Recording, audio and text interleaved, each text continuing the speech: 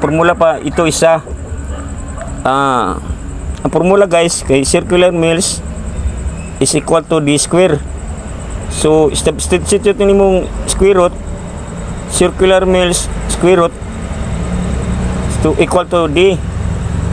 So circular mills, substitute mo to, itong value na to, square root of 13,513.5 is equal to d, diameter.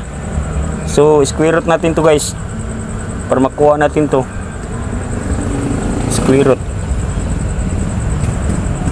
So square root 13,513.5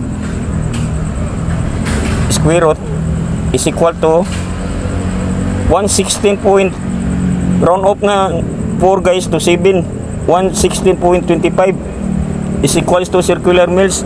Is equals to mills na to. 116.25 mils. Yan ang diameter niya guys. So meaning ito pala guys, it's ani kada isa ani nila is equivalent to 116.25 mils sa 500 na guys, MCM na 250 mm square. Yan. So may conversion pag dito guys kung gusto mo to makuha mo to, pero sobra na to kaliit kasi may ano pa dito sa 1000 mils is equals to 1 inch. Pwede na ma-convert yan sa ano sa inches, pero maliit na. So 116.25 mils times, so 1000 mils 1 inch, cancel na yung mils.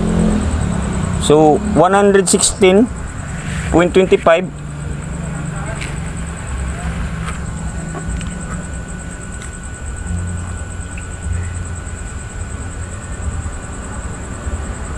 so 116.25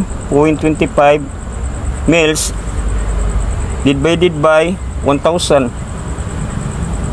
so 0.11 guys inches ang labas niya, 0.11625 inches. Yan ang final answer mo.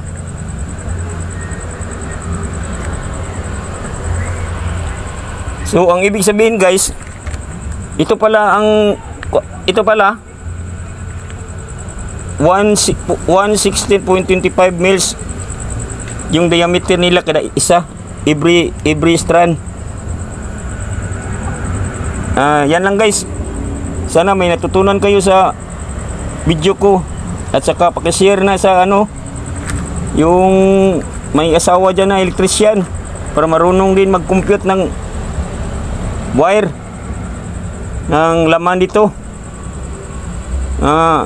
Sabihan niyo yung husband nyo o bana nyo, asawa nyo, paano kinumpute to. Ganyan lang ka sa yun guys, ganyan yan kasimple. Sige guys, salamat guys sa panonood ng video ko.